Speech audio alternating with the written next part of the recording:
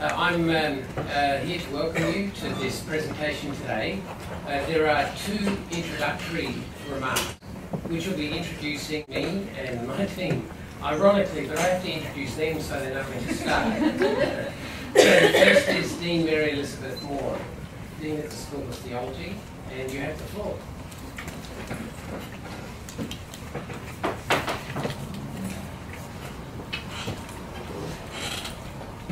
I'm really glad you're here. I'm also really glad that this event is taking place, because those of us who've been involved in the Spectrums Project for now more than 2 years have seen the potential in it for making a difference in the way that we engage with one another.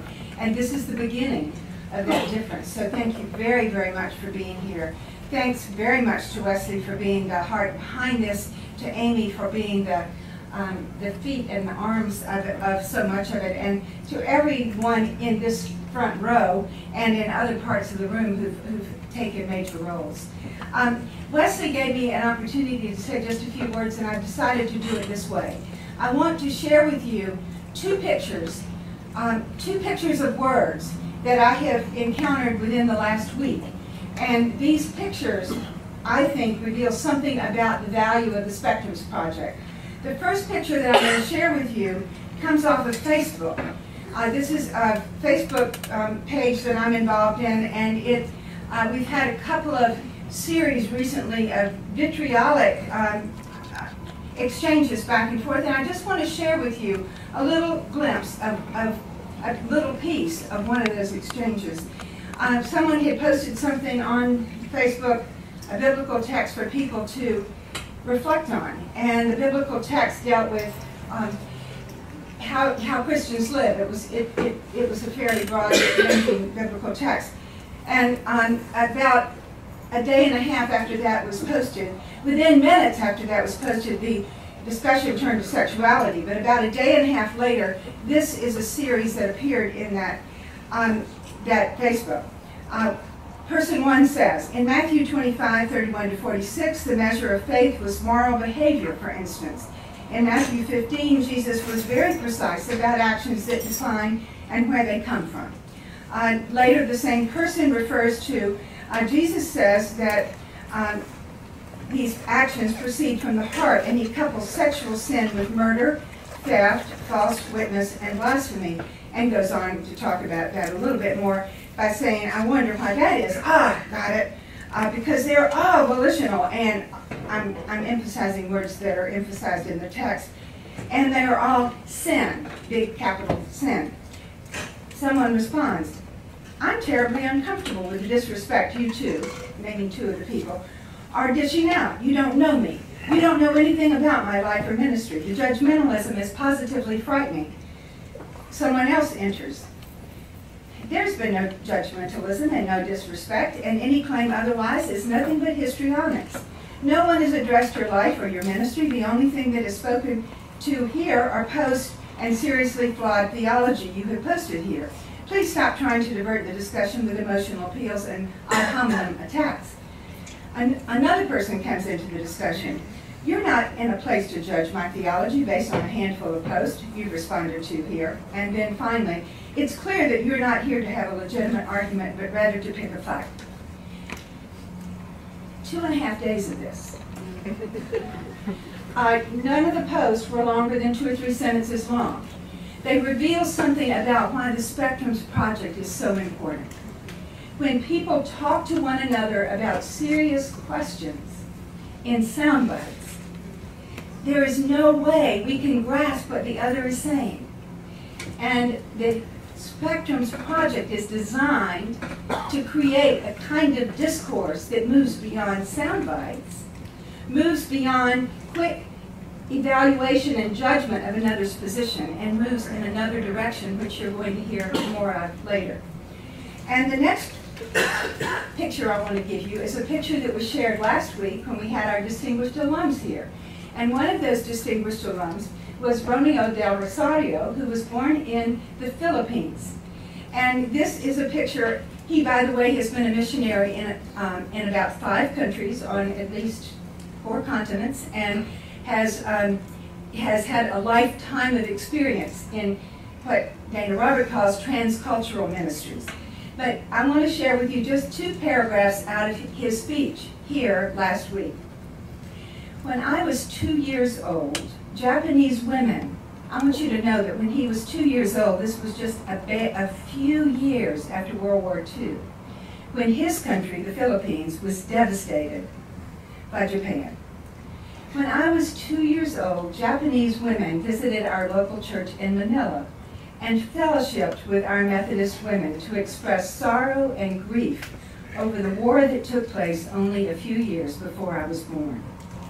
I learned then that the church seeks reconciliation and healing with enemies. I have a copy of the photo with the Japanese women and my mother and the rest of the Methodist women taken in front of our home church to remind me of that lesson. And indeed, he described how he had returned to that photo hundreds of times in his life because it had become a symbol to him. And let me read you his further words. After years as a pastor serving in Los Angeles and many years of service in different countries as a missionary, I know with deep conviction that barriers can be overcome. Boundaries can be put, and walls can be broken between cultures, races, religions, gender and gender orientations, abilities and disabilities, and social and economic backgrounds. Despite all of the accompanying pain, I'm convinced that people's minds can change. Hostility can turn into hospitality. Strangers can become friends, and fear can morph into courage. I have seen this happen. That's what Spectrums is about. Thank you very, very much.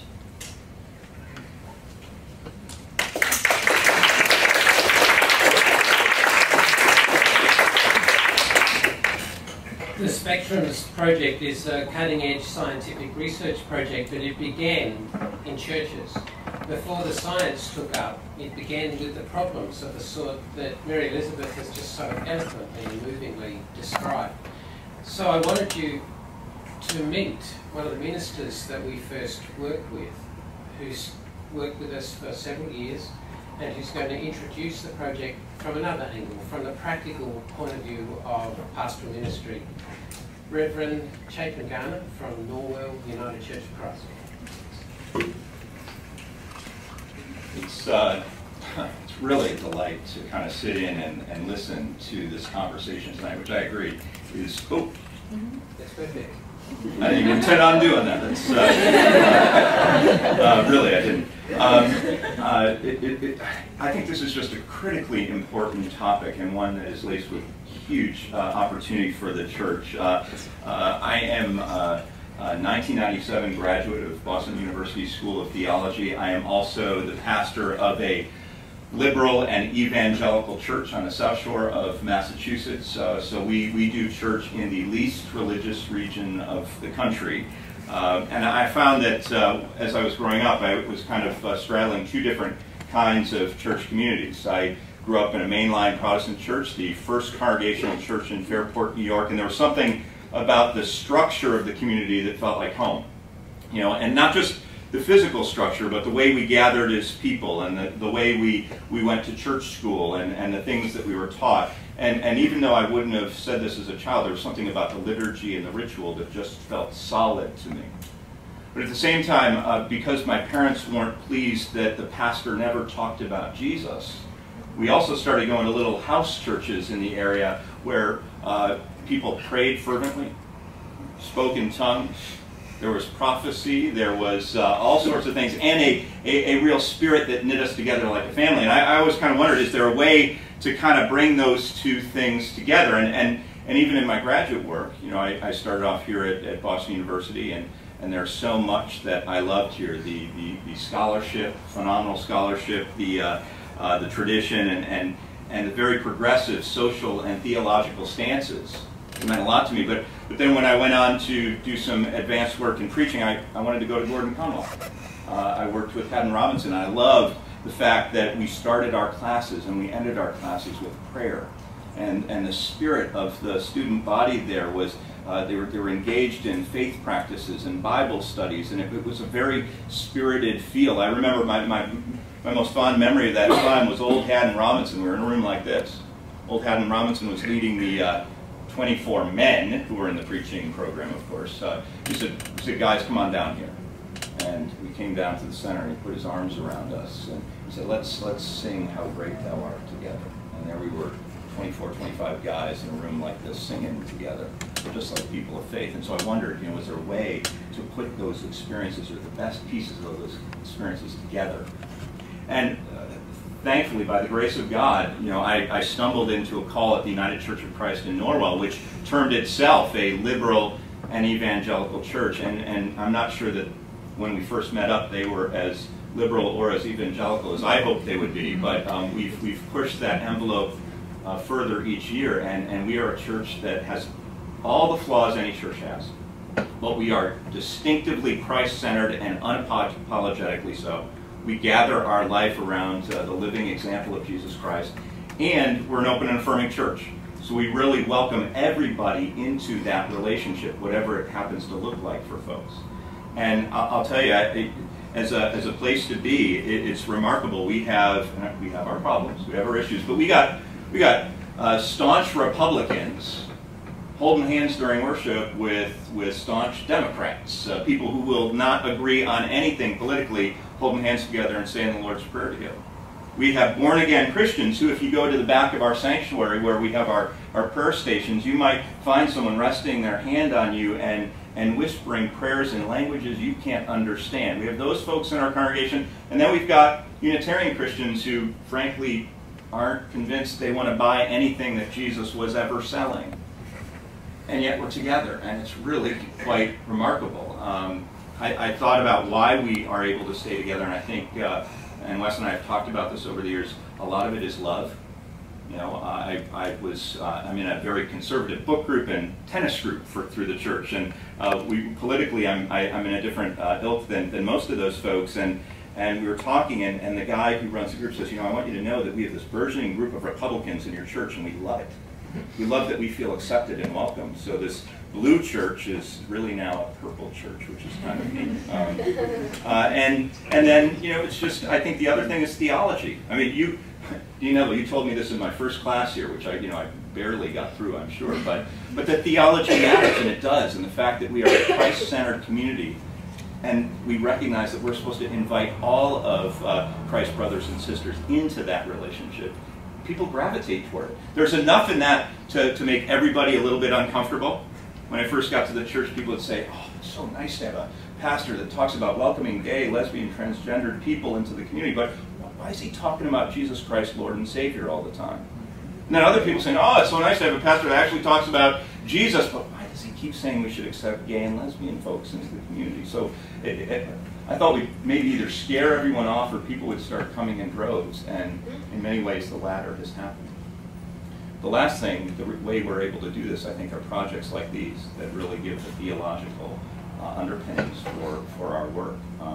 And personally, it happens with a professor like this who commits a good portion of his life to this.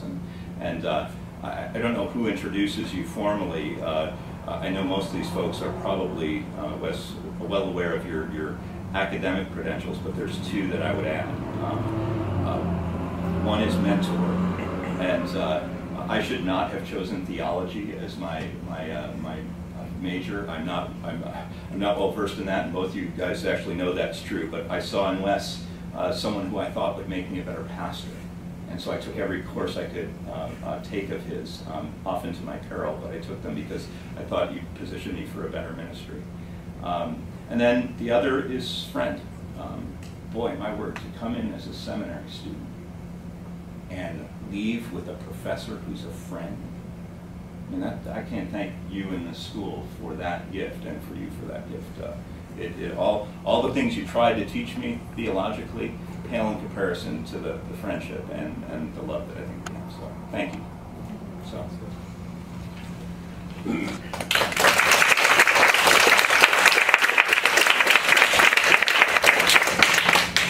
it's something like the Master of Ceremonies today, and we've got a couple of other people speaking, but I wanted you to know, roughly speaking, who are we? What's our agenda? You've heard a little bit about our agenda, but you've heard it from a very applied perspective in connection with the church.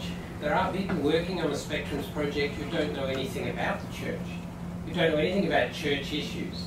That's because the sort of research we need to do to be able to pull this off uses techniques that come straight from psychology and neuroscience and evolutionary theory and a bunch of other places. And we've put together a team, very diverse team, from different parts of the country, and you'll find out who we are in the next couple of slides. 5 of these 6 people are here today, 4 of them are sitting right here, and you'll see their names: Catherine Corwell-Harris from the psychology department, and our 2 postdocs, Amy Radin and Ravi Iyer at the University of Southern California, and Connor Wood and Nick DiDonato, who are doctoral students and learning a lot about all of this material. We have a bunch of people who support us with their advice, and they've been extremely important. Some of these names you'll recognise as extremely famous. John Jost, for example, in political theory and ideology, is a stellar person. And many other people, depending on the field you're in, you'll recognise those people as leading lights, and they've been guiding us along the way. So what are we trying to do? We want to deepen understanding of religious beliefs and behaviours, religion-politics interactions, and religion-personality interactions. And we want to create a scientifically robust questionnaire to measure religious ideology on this left-right spectrum from liberal to conservative. Oddly enough, it doesn't exist yet. We've built it, and we've piloted it, and we've tested it, and we've analysed it, and it's looking good. And it produces fabulous insights. The survey is going to be online for everyone in its finished form in about a month from now. And you'll have the opportunity to take the survey at that website right there when the time comes, so keep your ears out for that. How do you deal with the Spectrums project? This research has some immediate implications for understanding individual differences. People really are different in the church and outside. And some people are very hostile to religion, and other people think that religion is a matter of joy. They're all over the map. We can understand why better after this research than we could before. We can also understand the links between religious ideology and personality, which are terribly important. You're very familiar by now with members of Reverend Fred Phelps' Protesting Baptist Church. We think we can help to increase empathic awareness of religious differences so that people don't have to fight, bang heads against each other in this pointless soundbite kind of way, but they might be able to find ways to slow down and connect. I think we can understand larger social patterns of religious conflict, where you've got pretty much what's safely called, I think, culture wars. Religion is finding itself more and more cornered in those culture wars, and that cartoon illustrates the sense in which that's happening. I think we can improve the training of religious leaders. There's nothing quite like being in a church with a minister like Chapin, and when you talk to him you can tell that he gets you. And he gets you if you're a Republican, and he gets you if you're a Democrat. He gets you if you're a tongue-speaking charismatic, and he gets you if you're a skeptical Unitarian who's not really sure how many gods they are, but he's pretty sure that it's less than one. At most one, as they say in the Transylvanian churches. We believe in God, but at most one. We also think we can support radically inclusive religious communities, and that's really what this talk today is about. That's one of the applications we most care about. Why radically inclusive communities? Whatever love means in churches, it should rise above the mere duplication of political and moral ideologies. If love means anything in religious communities, it can't just be a duplication of our existing biases. That would be pointless, and we might as well go bowling. So with that, now I'd like to introduce Amy Radin, who's speaking for 3.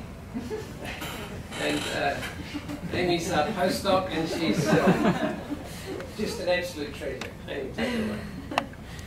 All right. We just wanted to take a minute to put a little flesh on what we're going to be talking to you about today. And you've heard a little bit about it from Reverend Chapin Garner. I think he describes his journey very aptly. And so I'm not going to be speaking from my academic side at the moment. I'm going to tell you a little bit about how I came to be a part of this project and interested, but more like how I came to be. I was raised in the Southern Baptist Church in the heart of the South in Tennessee, right in Nashville, and I'm seeing my Nashville friend in the back. I was there whenever the church doors were open. But perhaps the best way to maybe explain a little bit about where I come from is the conflict, the tension that belies these communities. Southern Baptist to the core, and the way you knew that is because we kept our beer in the vegetable drawer at the bottom of the refrigerator. I thought that's just where it was coldest. No, they were solid back in the day. It was where you couldn't see it when your friends came over. Okay, that's how we're going to manage this. These things you find out decades later in your life. That is very much where I came from. I went from there, leaving apparently a bit of a scandal. I didn't realize I wasn't supposed to go to, I went to a private university in North Carolina, the dark blue one, in case anybody's wondering, and I didn't know I wasn't supposed to go to Stanford, or that I needed to go to Baylor, or some of these colleges, and apparently my parents had to fend off and defend my decision. This is also something I didn't learn until years later. And so, I grew up in a family that was also open to new ideas. I was eager to learn, expand my horizons. But I was very firmly grounded in evangelical beliefs. That's where I came from. And then comes the decision to come to school of theology. And in that search, of course, I look at Duke Divinity, and I'm getting counsel from some of the Christian fellowship leaders I was a part of there. And Duke Divinity, very good, excellent place, but you just need to be careful. It can get a little liberal at times. I end up at BU, where they talk about those conservatives down at Duke. I'm going, oh no, where am I? What happened? How did I end up here? Wonderfully so. I lived in Theology House. I wonder if there's some Theology House people here. Spent long late nights up until 2 o'clock in the morning. Lived on the 4th floor, so in a little shoebox room with 3 other women living in shoebox rooms. We were quite the eclectic group. We had a Christian Scientist who was looking to be a military chaplain. We had a very liberal, feminist, Methodist, and wonderful woman who's still in the community today. And then we had a Pentecostal princess from Africa. And so we were quite the mix. Had long conversations into the morning hours. But a little bit about the where was I, then you come into classes and you bring these personal encounters that you're having. And sometimes you're going to sit in the classroom and you're going to hear things from an authority, from your professors, from people who are teaching you and helping you shape what's going to become part of your future way of thinking. And you're thinking, but that doesn't line up with where I've come from. How do you make sense of what you're learning and where you've come from? There's this tension that starts to develop. So it's not just the tension between Facebook comments and people from 2 different sides. There's also an internal tension that can develop when you do take those steps outside of the places that you've grown up from and where you're going into. For me, that came when we started to read Nietzsche's Antichrist in New Testament class. Oh, okay. How are we going to make sense of this? But there's something important here to register. So if you're expecting the story where I saw the liberal light and, rejected conservative upbringing, this is not that story. And I think that's one thing that's important about this. This isn't an either or. This isn't saying what you should be or what you shouldn't be. Has my faith evolved and changed as a result of these relationships? Absolutely. But my conservative traditions provided me with a foundation and context for that growth to happen. It provided me a place for those changes to take place and, I think, be sustained. And so that's something you're going to be listening out for today, is what does each side have to offer? There's something to be learned from conservative traditions. There's something to be learned from liberal innovation and forward thinking.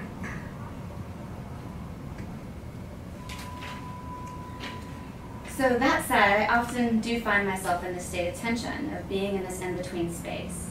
In spite of my conservative identity, if you ask me, I might say that I'm a conservative. But if I take some of these surveys we've been talking about and that you might hear a little bit about, I probably register more moderate and maybe even liberal on some of them. But there's something about the identity that that foundation, where I've come from, that still holds true for me. But yet it's not the full picture. It's not all of who I am.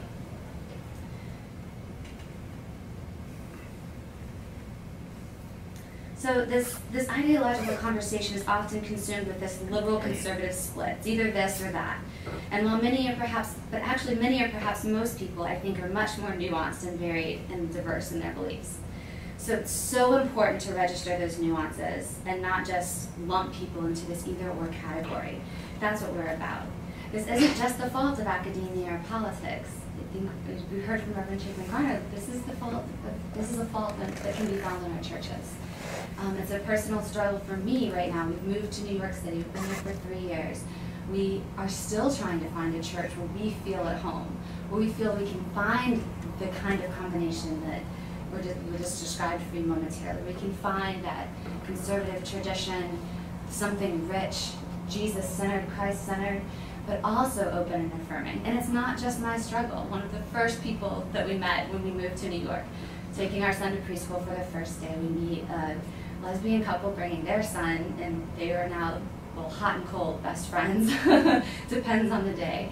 But I was talking to them about their faith, and one of the women said, you know, I want to go to an open and affirming church, but every time I go, they always call God she. I can't stand that. And it drives her crazy. She's, you know, to her, God is a father figure, and she is very traditional in the way that she, you know, holds her faith. And so she has had a hard time. She's been searching for years, but it's probably been longer than 3. And I think it's such a tragedy that we have this situation. And so this is where the rubber really meets the road, I think, for the people in this room. There is something to be learned here. We have to do better. We have to do more. It's not enough to just say, we're going to be this community, or we're going to be this community. Who is 100% Republican? Even those people, there are things on that ticket you may disagree with, and same for the Democratic side. And theology is no different. There is so much nuance to be captured, and there's got to be something more. So that's what we would like to offer to you today, is where we're headed with this instrument we're developing, the research that we're working, is a way to register those nuances, and then we're going to be talking about understanding-based empathy, how to actually make use of those nuances, how to take it the next step and have a growing community where we can actually be together.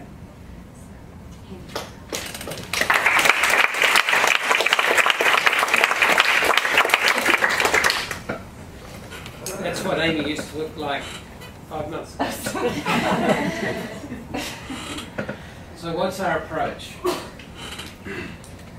The leading question we start with is, what kind of creatures are we? As human beings, what kind of creatures are we? There's a lot of mileage to be gained from thinking about that question. So as a thought experiment, imagine the lights going out. And when I say the lights going out, I mean the lights going out permanently. Some of you might have been watching TV recently, and you will have seen the television program Revolution, which asks this question: what kind of creatures are human beings, and how do you find out what kind they are? Take away the accoutrements of civilization, of technology, and let's see what they are. And what kind of creature are we? We're tribal creatures. We affiliate with our families first, with our local communities second, and it's very difficult for us to be able to connect with people who are other or different than us. So we're built right from the beginning, in a certain sense, to be prejudiced against the task of coming to terms with difference. To be able to do that has to be learned. It's a skill that takes a lot of effort and energy to learn to be able to accommodate difference, to learn to be able to connect with people who are different. That is a very long and complicated journey, and the answer to the what kind of creatures are we, you're going to see here presently presented by another one of our members. But before we get there, I don't want you to get lost in the details, so I just want to tell you what our simple message is. It's not blank. I'm actually going to press a key in a moment. It's a little dramatic moment, isn't it? When you see this blank screen and you wonder, when we know what kind of creatures we are, we have a chance to understand each other and to empathize with each other, if we want to take that chance. Not everyone does. But even if you want to take that chance, you just can't if you don't know about the other people. Understanding-based empathy is the key to uniting ideologically diverse people and living communities of trust.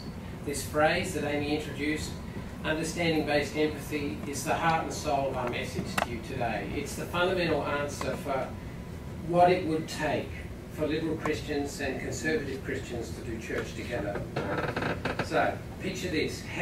Do you know how to explain your ideological opponent to your opponent so that they evaluate your explanation? Can you do it deeply, accurately, sympathetically, so that you disarm them, so that they feel understood? And in the same way, have you ever felt deeply, accurately understood by an ideological opponent? You see, if that happens to you even once in your life, it's life-changing. You realise that there's a possibility there, that across this vast divide, we can actually reach out to one another. And even though you keep disagreeing, you feel bonded to one another. It's an amazing feeling, but you can't fake it. You actually have to know stuff to pull it off. That's why it's understanding-based empathy. We're not talking about hand-holding, I'll support you and cook your meals while your husband's in hospital empathy. That's terrifically important. We're talking about understanding people's deepest convictions about politics, morality, and religion, and you just can't make that stuff up off the cuff. You have to do your homework to figure out what it is. So it can't be faked because it requires serious knowledge. It's easy to achieve in this heart-to-heart, intense, Esalen Institute, encounter group, break my heart kinds of empathy. That kind of empathy might be great, but it's exhausting, and you really can't expect to build a community when empathy costs you that much energy. You go home from an encounter group and you can't function for a week because you're just completely washed out. If that's what it takes, we'll never get liberal Christians and conservative Christians together in the same community. There has to be a more energy-efficient way. Understanding-based empathy is that way. It works with ideological enemies as well as with allies. It's realistic about the deep differences between people because it's not asking for agreement, it's asking for understanding. And it helps people feel closely bonded without having to agree with one another. And Chapin's story, I've been in that church a number of times. It's really true. You've got people who are deeply opposed ideologically. They're with each other in community meetings. They share the Eucharist together. They sit in church together. They pray for each other. They check in with each other about how their family crises are going. They are bonded. And they're bonded because they've learned to understand one another in the light of the way the preaching and the worship and the sacraments and the service go inside that community. So what sort of understanding produces empathy? What do you actually have to know? Our research yields valuable insights. Most importantly, conservatives and liberals, they need one another. Conservatives know how to stabilise groups. They know how to find the tradition paths that make it easy for groups to stay, as easy as possible for groups to stay solid and strong. But the downside of that type of life is a lack of responsiveness, and people who don't fit the mould of the group's pattern feel marginalised. So you also need liberals who prize human-heartedness, who prize well-being, who put the health and the welfare of people above rules and traditions and whatnot.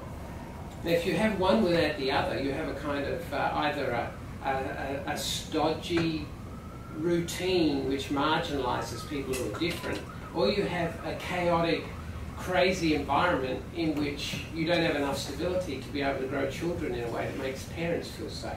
Right? It's just wacky. But together, they can actually form communities, and their characteristics contribute to one another. Now, I can say that. The question is, does research back that up? Can you actually find out about those characteristics? And the answer is that you can. Moderates. If you do your surveys, here's what you discover. Your 9-point political scale, these are your liberals, these are your conservatives, these are your extreme liberals, your liberals leaning, or we'll just do 7. Yeah, sorry. These are your moderates in the middle. Chalk is breakable, conservative, liberal. This group of people who are either moderate, or they're moderate leaning left, or moderate leaning right. If you had to judge how many they were just in this country based on airtime, what would you say? You don't hear from them very much, do you? But how many are there? 65%, almost 2/3 of the country are in the middle there. Why are they in the middle? Instinctively they know that there's something right about those conservative instincts. There's something right about those liberal instincts. They get it. Internally, they understand that both sides have something to offer. And they want to be able to have the freedom to press on one side or the other, depending on the situation. It's a principled form of moderate ideological belief in politics and in religion. It's exactly the same. Now, a lot of people are in the middle because they're confused, because they're scared to take a stand. At least that's what you'd have to believe if you listen to the extremes who criticise moderates for being chicken, for being too scared to stand up for something. But when I talk to moderates, and in our research when we investigated moderates in depth, we discovered something completely different. A very profound, pervasive intuition that people have. They don't know how to name it, they don't know how to describe it, they're not very articulate about it, but if you lead them in the right way, so that you give them the language and the categories to explain themselves, they're saying they are convinced about the values of both sides, and they want the freedom to be able to assert one side or the other depending on the situation. Principled form of moderate ideology. Religious and political ideology is partially heritable. Did you know that? Fabulous twin research lies behind this, about 50%. Ideological preferences depend on temperament. Personality links are very important. They stabilise around 25. You've got to get people out of the home nest, and you've got to finish their brain development, and that doesn't really happen, especially for males, until about the age of 25. So that's when you actually start figuring out what your ideology is. Conservatism increases with experience. You might say it increases with age. I think it might be better to say it increases with experience. The issue there is when you see enough countries fall, enough civil wars, enough terrorist attacks, you realise that that stuff really sucks. What you really want is enough stability commensurate with your desires as a parent and a grandparent and a community member to be able to have the freedom to explore life without having to worry about what might happen to you or your children. That's why conservatism increases with experience. And people can be religiously liberal or conservative in different ways. One of the great joys of our research has been to discover that there are at least 3 dimensions of variation in liberals and conservatives, having to do with beliefs, having to do with praxis, having to do with morality. And there are subdimensions within those. So our instrument, if you took this survey in about a month from now, you'll get feedback which says, here is what it means for you to be on the ideological spectrum in these 3 different categories, or in fact 14 different subdimensions. And you come away with a much more nuanced picture of what it means to be left-leaning or right-leaning than you had before. These are discoveries. These aren't speculations, these aren't guesses, these are research-backed insights. With those kinds of insights, you look at people differently than you would otherwise. One of the last comments I'm going to make, ideological personality types. The liberal personality type is very famous by now. It's true in politics, it's true in religion. Liberals, above all, they're open to new experiences, they're creative and curious. They tend to be agreeable, they tend to be extroverted, and they tend to be neurotic, and they're not particularly conscientious. They're the ones with the untidy rooms. They're also the ones who want to get out of town and go explore the world. We need people like that. The conservative personality type, less open to new experience, they like their routines, they're less agreeable, they might be more critical, they might be guarding boundaries more carefully, they're more introverted, but they also are more less neurotic. They are more relaxed, they handle stress better, they marshal social resources for psychological health. And it works. And they're conscientious, reliable, persistent, organised, because they're invested in the social context that they so prize. So these personality types really count. This has something to do with the heritability aspects. These things are heritable to a significant degree. So why do we need one another? Conservatives understand how precious social forms are and how easy they are to lose. They do what it takes to protect society and keep it running efficiently. Liberals understand how precious individual lives are and how easily they can be harmed. They do what it takes to protect individuals and optimise well-being. It shouldn't be surprising to us that the world is this complicated. When you slow down and ask yourself, what kind of creatures are we? The answer is, we're the kind of creatures who are this diverse. And we need one another to be able to function in social groups that are effective. So, Amy's train made it on time, so we can skip right past this slide. I'd like to introduce to you Connor Wood, a doctoral student here who's working quite closely with Professor Cornwall Harris, and his dissertation research is headed in this direction. So I've asked him to explain to you some of the more hard science stuff associated with this. Take it away, Connor. Hi. So I'm going to be talking about the science, and I'm also going to be talking about what the science means. So I will be taking us a little bit further afield from the church-centered talk.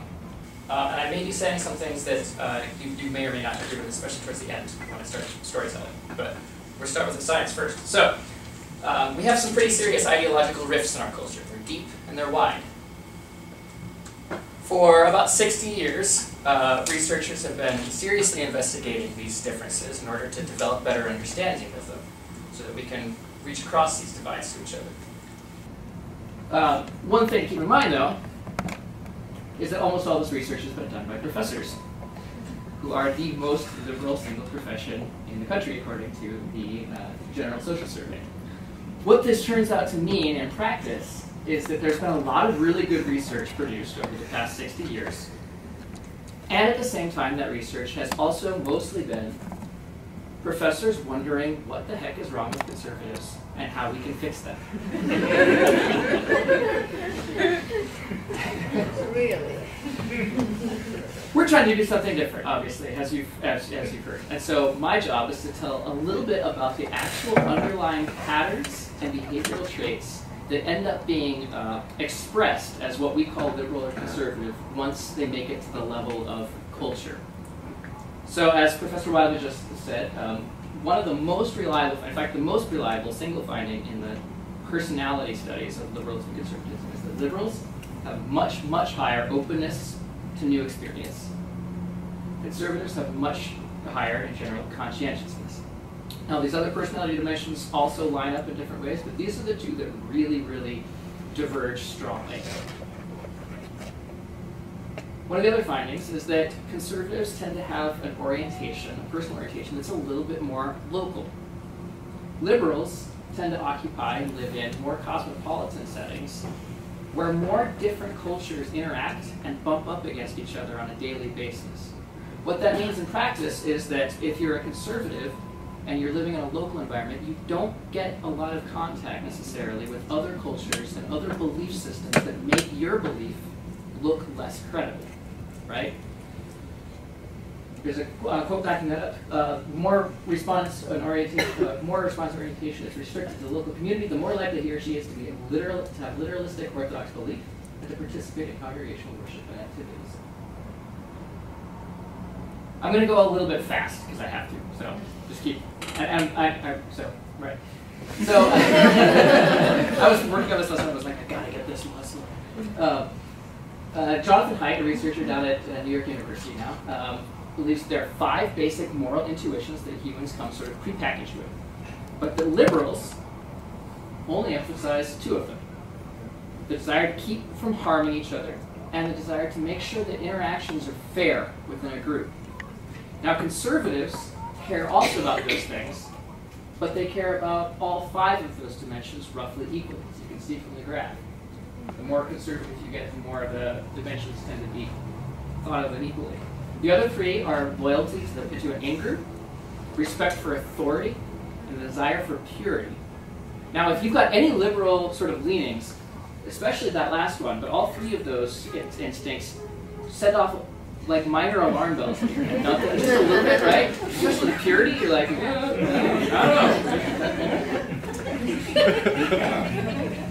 know. There's some reasons for these differences. As Professor Wildman said, conservatism and liberalism are heritable, especially social and religious conservatism and liberalism.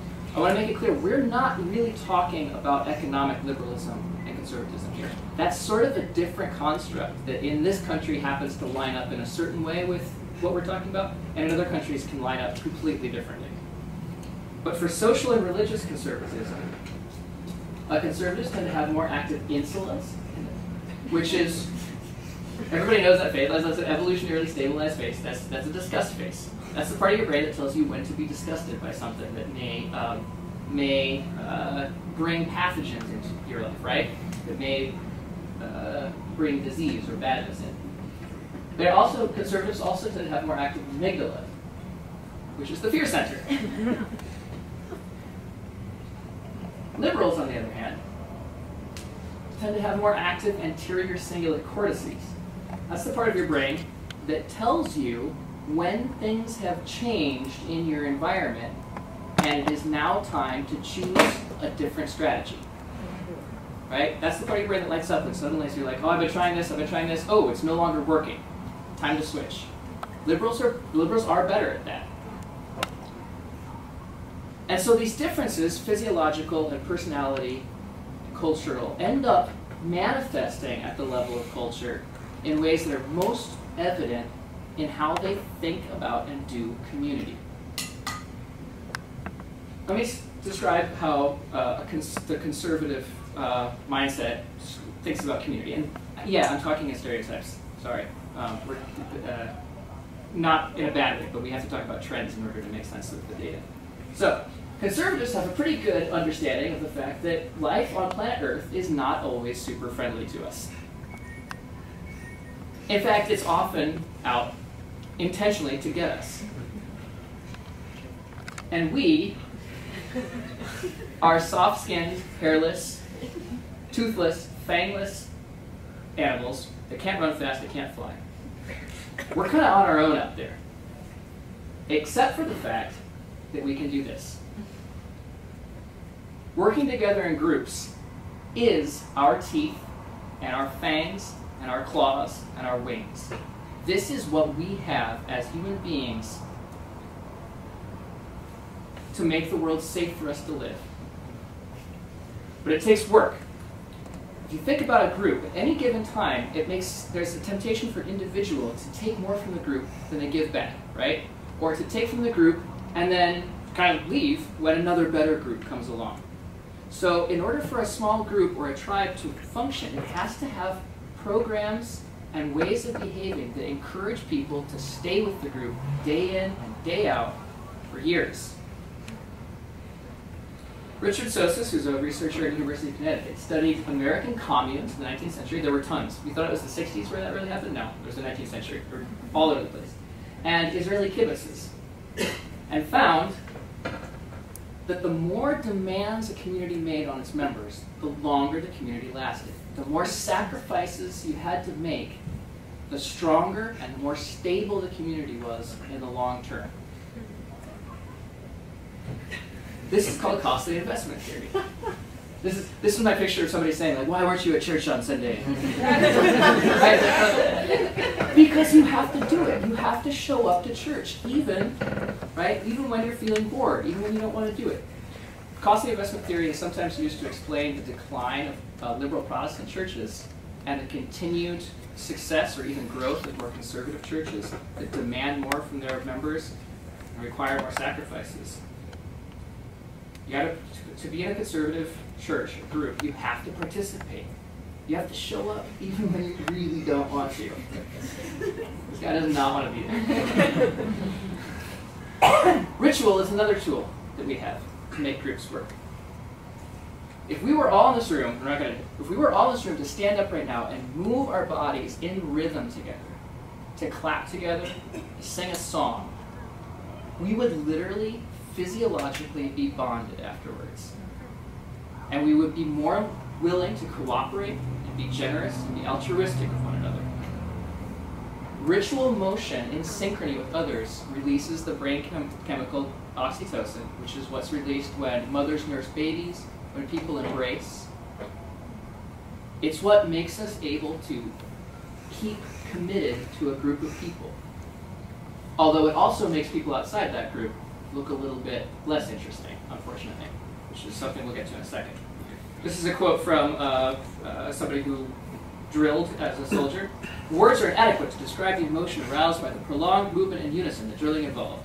A strange sense of personal enlargement, sort of swelling out, becoming bigger than life. This is ritual technology. It's what bonds us. It's what keeps us together. So life is hard, but in groups, see a bowling reference. How did 2 months go? In groups, we can get through it. But this is not a liberal way of thinking, what I've just given you. Right? Since at least the 17th century, liberalism has been associated more with personal autonomy, with individual choices, and with a healthy suspicion and skepticism of authority. Right? So a liberal way of thinking is if somebody comes in and says, like, you got to show up at church every Sunday and you got to do this ritual that doesn't look like it makes sense. Right? The liberal response is to say, like, no. You need to tell me why, because I'm the master of the decisions I make. I'm not going to outsource my decisions to the group. Because a liberal is a person who values individual freedom and who is alive to the dangers inherent in all forms of power and authority. This is what a liberal sees when they see a person or a group of people marching together down the street in unison. Those groups bonding, the more tightly the group is bonded, the more those grooves of relationship are worn down through ritual over the years. The more the people outside of the group don't look like people anymore. This is the fundamental liberal fear. That if you get too invested in one group and the way it works, you'll no longer be able to see when the group is doing something that you can no longer countenance. And that is why the liberal ethos is to question, to think outside the box, to not participate regularly in the rituals. This is why liberal churches tend to have less emphasis on rituals, right? And this is why liberalism in some of the research really has been correlated with creativity, right? Because when you step outside of that warm world, that's when you see what's out there. That's when you see new things, and you can make new connections. Express your individuality. Step out of the line. Now, I'm not trying to say that this is better at all, because you pay a price. Democrats showed higher rates of emotional distress, including higher rates of crying, trait depression, emotional pain, and lower life satisfaction.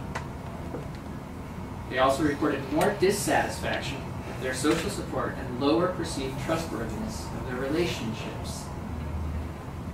Whereas conservatives reported more favorable impressions of their families and childhood backgrounds than did Democrats. That's what we're trying to say. You pay a price on either side, and it's not like it's not worth it. Right? If you're a liberal and you say, no, I just can't buy in all the way to this group because I need to be able to see what's beyond its boundaries, what's on the horizon. It's worth it, but you pay a price. This is also why the sciences tend to be dominated by liberals. People who like to see connections, people who like to think in the abstract, not just in terms of relationships and the down the years continuity of family and children, but want to see what is outside of that continuity. They're also that they can see the big picture, right? It's not just because money is being pumped into advertising that liberals are the ones who are concerned about global warming. That's definitely part of it, right? This is a complicated system. But Think about it. You move away from the warm group and its actions, and the horizon appears, and you say, oh my God, this world is so much bigger. Oh my gosh, we're actually affecting the planet. And you can't see that as well when you're enmeshed in the ritual life of a tribe. So I'm going to leave with a metaphor, and I hope it works. It's kind of clunky. I come up with it at like 10 midnight last night. So we are on a ship called Culture. Inside, it is warm. There is dancing. People are meeting each other. Children are running underfoot. There's music. But some people want to know what else there is. And they go out to the prow. And it's rainy out there, and it's cold, and it hurts a little bit. But what they find is something new. New smells that they didn't smell inside in the warm heart of the center of the ship. And they are the ones to see the icebergs first. If we do not learn to understand each other across these lines, the ship of culture is in peril. Liberals are the ones who stand on the prow outside of the warm party of life and are the first ones to see the danger, to say, hey, the ship of culture needs to change direction. Conservatives are the reason there's a ship in the first place. So instead of ending up like this, if we learn what each side offers and the real insights and powerful instincts that both sides have, we have a good shot at sailing safe and warm into the morning. Thank you.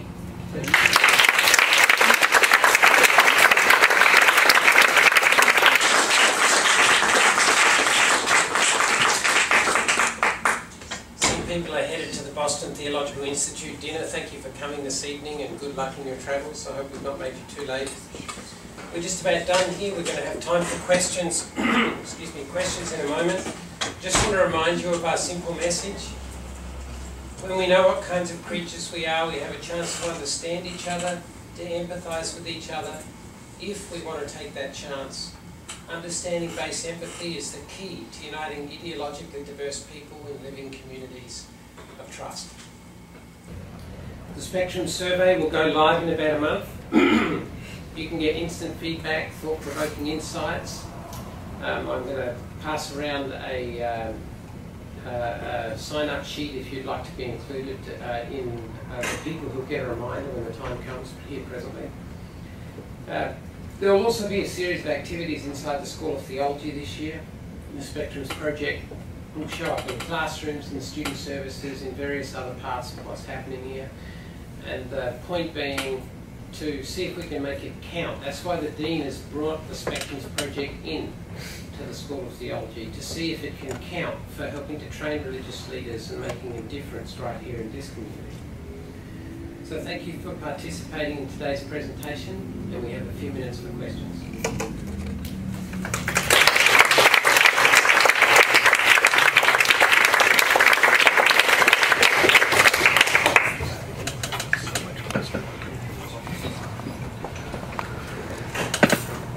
All the way back.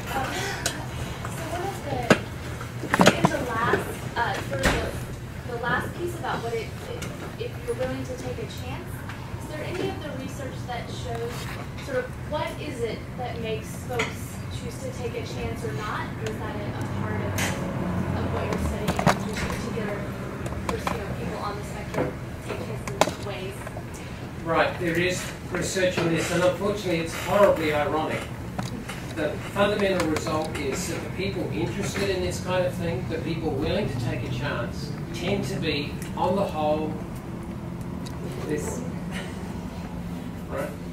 Because in a way it's talking their language, it's not interfering with their fundamental presuppositions, it's helping them understand the other. And they're welcoming that type of information. So on the whole, the percentage of conservatives who are participating in these kinds of surveys is much lower than the percentage of liberals.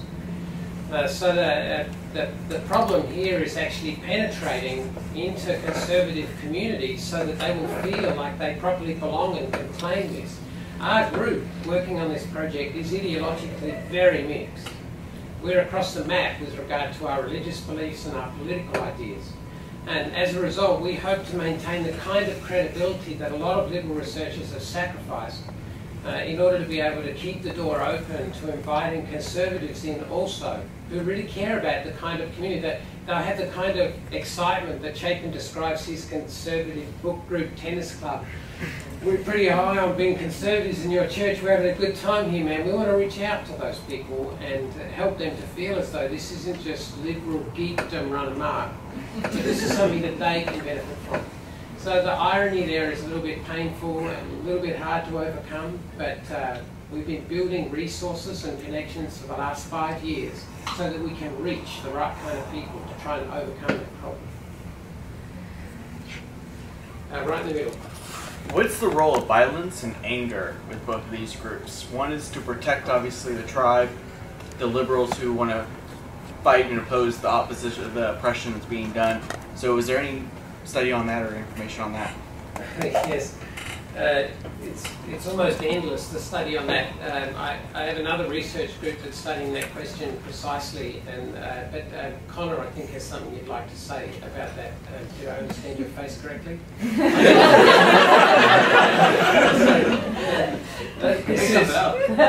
This is understanding-based failure. A beautiful case study is the Anabaptists. I don't know if you've studied your church history. About half the Anabaptist groups went ragingly violent. They wanted to overthrow the authority structures using militaristic violence in order to establish a theocracy. And could you hand these out? And the other half of the groups were pacifistic, that is extremely pacifistic. So one of the big puzzles among historians is why some people went violent and other people didn't. And to study that sheds light on that decision process. What is the decision moment when you finally flip over into resorting to violence? And there's a lot understood about that, but if there's just one message that comes from the Anabaptist setting and from other settings, it's this: that violence is something that gets passed vertically. It doesn't spread horizontally by firebrand creatures who want you to overthrow the government. The horizontal spreading isn't as effective as the passing down of generational resentments and frustrations. The statistical analyses of these types of data sets show that it's the vertical transmission that's more powerful. And it's not the training of people to do violence that matters. It's the training of people in mindsets about their social and their economic environment that causes violent reactions repeatedly. So it's not one parent, parents teaching children how to wield a sword or fire a gun. It's parents teaching children that you're an oppressed person because of the people around you are mistreating you. And that attitude reliably reproduces violent reactions in a certain percentage of the group.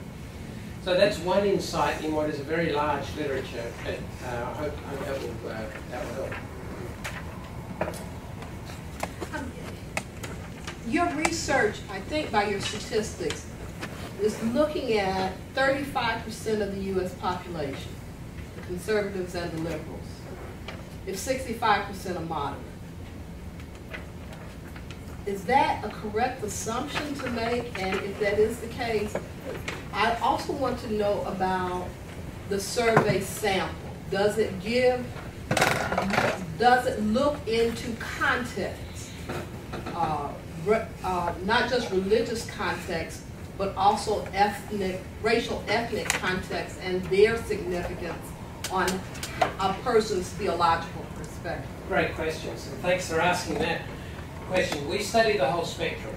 In fact, the first move that we made, Chapin and I working together, was to study the centre, not the extremes. We wanted to talk to the majority who don't have the categories, who don't have the language, who don't have the terms to be able to describe themselves to each other, let alone to others, because we wanted to enable them to participate in public debate with a real voice. So we actually started off here in the middle. And with regard to contextual study, we've got so many different contextual elements in our studies that we're able to answer a host of very refined demographic questions that have to do with race, religious background, socio-economic background, specific location in the country, so that we can test the cosmopolitan versus the small country versus the Midwest versus the Iranian versus the Northern European context. So it's really quite sort of prodigiously sensitive to context. Now, we don't have a sample large enough to make use of that, but what we've designed is a tool that will give us access to the kinds of questions you're asking when we've got enough people to make meaningful analysis. And so right there, yeah.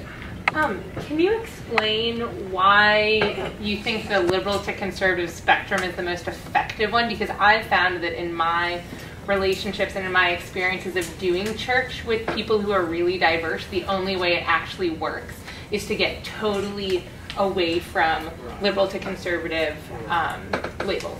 Right. Big issue. When we first started out with the Spectrums project, a lot of people, we consulted with, several hundred people, and about 50% of them said, we've totally given up on the liberal evangelical spectrum. We're not getting anywhere, or liberal conservative spectrum in religion, we're not getting anywhere when we use that language. And we listened to what those people said. We understand exactly why they were saying what they were saying. And our response was that what you're doing is avoiding an issue. You're avoiding an issue, not dealing with it. Because the biological imperatives, the social imperatives lying behind these things are as deep as what Connor was describing. They run hugely deep in our species. That's who we are. And if we don't come to terms with that, we're short-circuiting the task of understanding. So we had to make a very deep decision fairly early in the process. Chapin and I stared each other in the face for hours at a time. It was lovely. Then we eventually decided we've really got to bite the bullet on this. We know it's going to be unpopular with people who are sick and tired of this type of rhetoric, but if we don't bite the bullet, we're not going to be able to address people where they are, and we're just going to wind up glossing over the top, and we don't want to waste our lives doing one more gloss over the top. So that's our answer to that question. Let me say, though, that people who are thinking that the liberal evangelical spectrum is simple, clean, and linear, they're not right. It's not true in politics, it's not true in religion, and it's particularly untrue on the liberal end. On the liberal end, Amy's dissertation research showed this, and we've confirmed it in our piloting. In the liberal end, you've got a tremendous amount of diversity with partially conservative and partially liberal aspects joined together. You get more lockstep on the conservative end, where people, a liberal and a conservative are opposite concepts on the conservative end. But on the liberal end, they're orthogonal concepts, so that you've got plenty of space to be different in that zone. Now that's, we've already managed to confirm that, which resolves a tremendous dispute in the literature over whether you should think of liberal and conservative as a two-dimensional construct or a one-dimensional linear construct. And the answer is it's both at once, depending on where you are. So don't let people oversimplify the story. We actually know the answer to this question now. What level of understanding are you hoping to achieve in terms of empathizing with people of different ideologies? And is there the possibility of this lending itself towards a, I guess, a facade understanding of another person, whereas we just understand stuff on the top, but when push comes to shove, you get a ton of different people into one group and an extreme circumstance happens and the underlying differences present explosive problems. Right. It's a great question. What does it mean to say a group has sticking power, has staying power, has stability? What does it mean? The answer is you never really know what it means until you test it.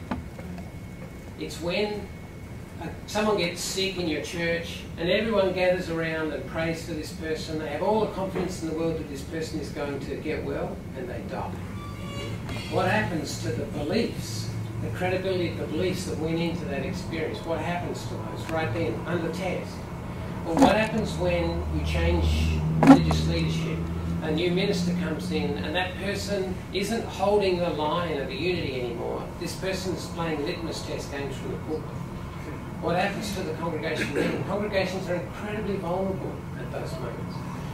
But to understand each other in the way I'm describing, the way we're all trying to lay out, gives you a shot at resisting or holding strong under those pressures that you don't normally have. Right? Because it adds something to the normal loyalty and bonding that we have in religious communities together. It adds something, namely flexibility in the light of the possibility of changing circumstances, because we know how each other is going to react. So when Chapin and I think about a changing circumstance in a church, he might go one way, I might go the other way on that circumstance. But because we've studied this stuff together, we can sit down together and say, hey, look, we know how we're going to react. Tell me how I'm going to react, Chapin, and he'll tell me and get it right. And then I'll tell him how he's going to react, and I'm going to get it right. And we know that. That gives tremendous flexibility in the face of challenges that arise. Now, no guarantees there. What we're talking about is building up a toolkit that enhances ordinary bonding with understanding-based empathy to give a group more resilience, more flexibility in the face of the challenges when they do come. Thank you. I guess for me, when you were showing the slide about the fear and the disgust, I just heard Bishop Gene Robinson speak last week, and he went to a really conservative church that helped cement Prop 8, and I was really taken aback by a story about how he couldn't believe how much the congregation that actually asked him to come speak, the whole service was about how the world was out to get them. So this idea that conservatives are very fearful, what you said that really made a connection with me. So I guess my question is, if this group of people is so scared of other people and so scared of change, and you're saying that those are the people that don't even want to take your survey, are you able to develop some sort of tools to actually just get these people to the table? As that seems like the biggest obstacle, and we see it in politics too. They don't even want to come to the table to talk or to even try to negotiate. Right. Well, this is, I take that as asking for just a little bit more detail on the answer I gave earlier. What have we done to attempt to keep open the door to inviting people from all across the map to stay engaged with us on these issues? Years ago, we started up a website and a community of people, and in that community, it's called liberalevangelical.org. There are under 1,000, but well over many hundreds of people registered there from across the ideological spectrum. They go there, and at one point, the students in classes here produced resources for them. Those resources are resources for Christ-centered, radically inclusive congregations. And people came and used those resources in their Christian education programs, in their liturgical exercises and whatnot. So we have access to a group of many hundreds of people who are functioning right across the board with regard to their ideological attitudes. And we realised that we had to prepare that way. Otherwise, we were going to slip into the same problem that liberal researchers studying ideology have had for the last 30 years. And we've been successful to some extent. The second principle is this group itself had to be ideologically diverse. We had to have Christians and non-Christians. We had to have conservative Christians and liberal Christians. We had to have articulate moderates in the group. And we needed to be able to have access to equally diverse outside advisors. So we've got wild-eyed liberals and extreme conservatives among our advisors as well. So that was intended to keep us honest, so that we didn't fall into the trap of just seeing yourself wherever you look, the mirror trap of liberal research and ideology. And I don't think we've fallen into that trap because we saw the trap coming and we designed things appropriately. Now, they're just techniques. If you like, that's a hoped-for gesture in the direction of the problem. But it's only 1 month from now when we really start seeing whether we've solved the problem, whether we've found ways into diverse communities, whether the word will spread in the way we hope, whether we've kept our credibility so that people will trust us. And I don't know the answer to that. It's a big experiment for us, and we have to try and see.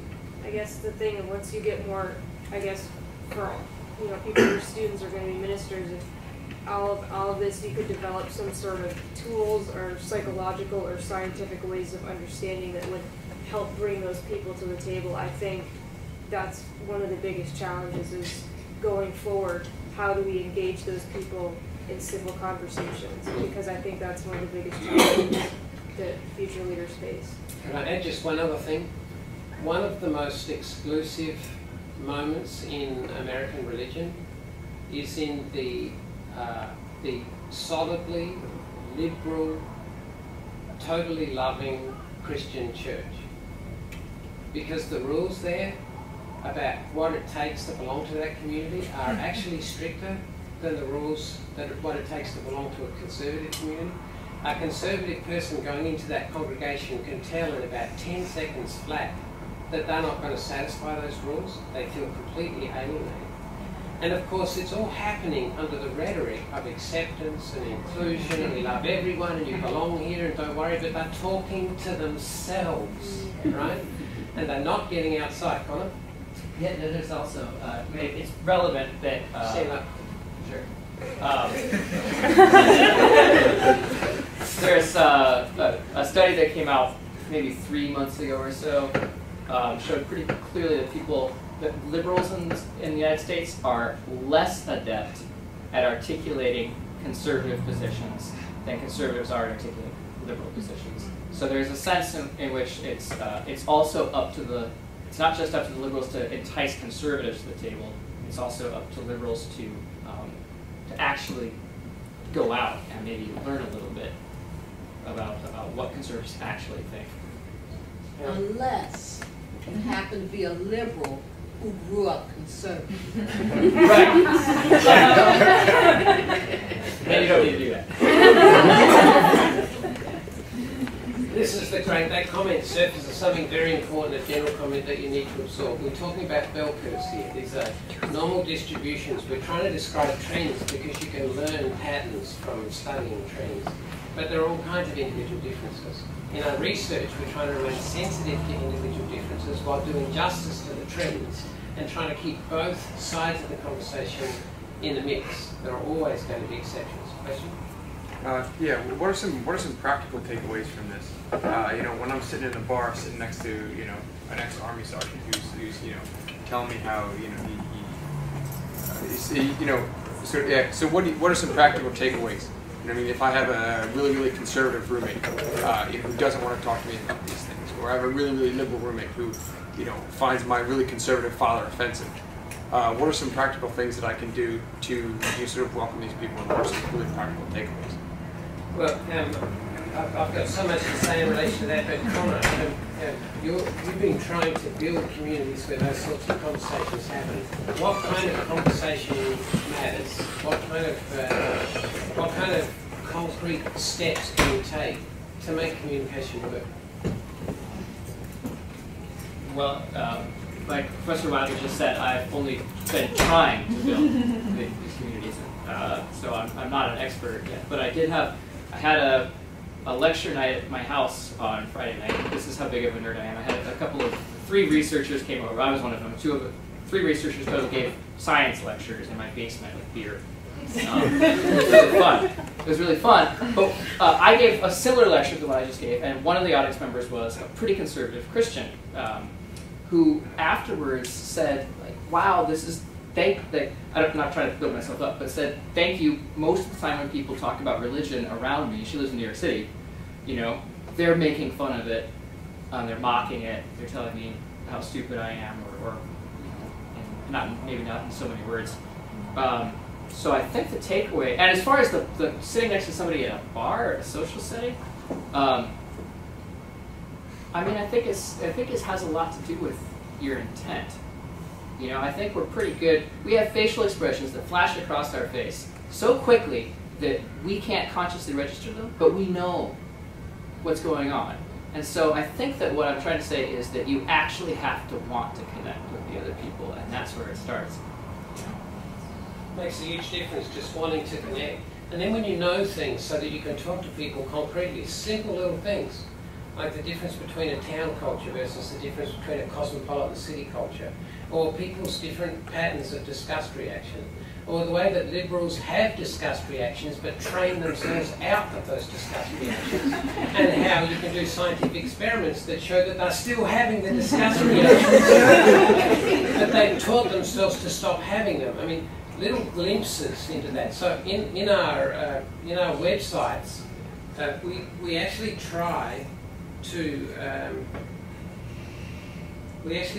present little insights like that can count as takeaway messages for people. I'll just show you an example. What does that look like? Oh, great. There is currently no wireless operating in this building. But at that place, you'll see, for example, a very accessible summary of a research article, and that research article is something you stick in the back pocket of your mind, not the actual article, but the insight from it. And you just carry it around with you because you are able to read it in an understandable way. And when you're sitting at the bar next to someone and they raise something relevant, you say, "No, I read something the other day," and all of a sudden you come off as someone who actually passes the "can he understand me" test. The answer is yes, you've got credibility. And then all of a sudden, you're having the amazing experience of talking to someone who's ideologically opposed to you, and you're actually connecting. You're actually glad to be having a conversation. No more soundbite distortions, no more cruelty, no more in-group, out-group hostility. Just simple human communication, because we're remembering what kind of creatures we are.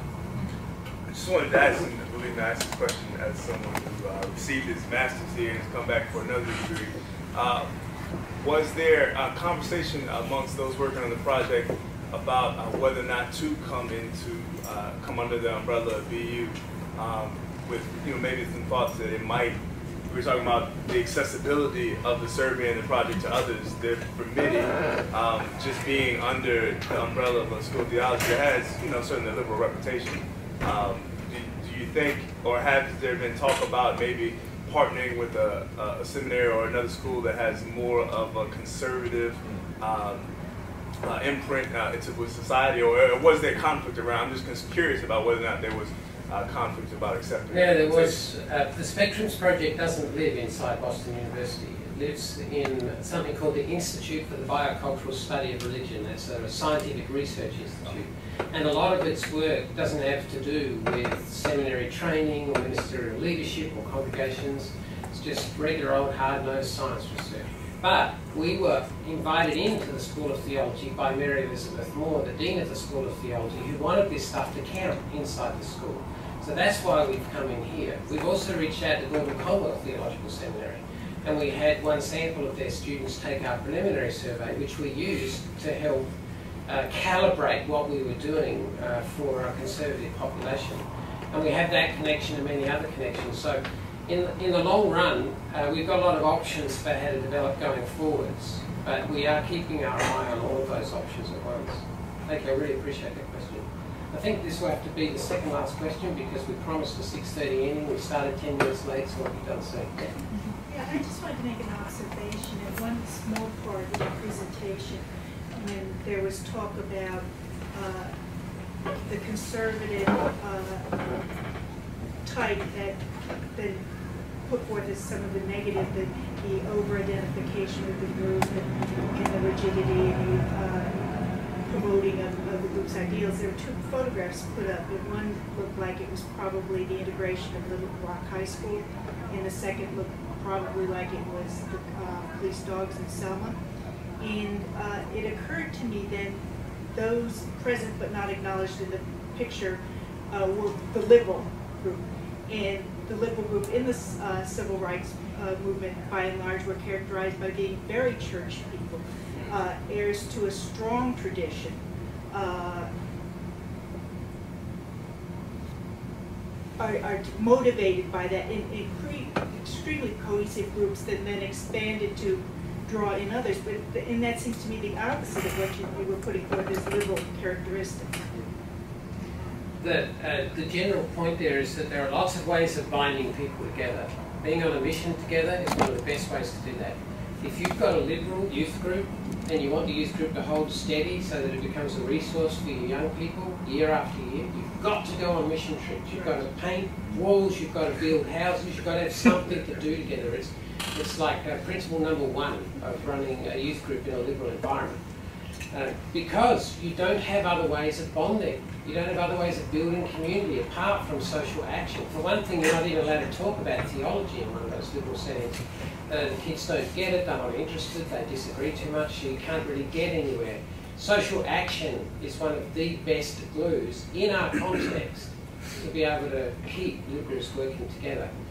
And nothing like the most wild-eyed liberals in the world at the moment are the people who are on animal rights crusades, like Save the Whale people, and I mean, these are incredibly powerful people. They're incredibly closely bonded. They fight like cats and dogs. They're incredibly aggressive with each other, but they are bonded because they're on a mission together. It's not the same thing as a small town environment that nurses you through life. It's very, very different. It's a missional form of community. But I don't think that was the black church and civil rights movement was not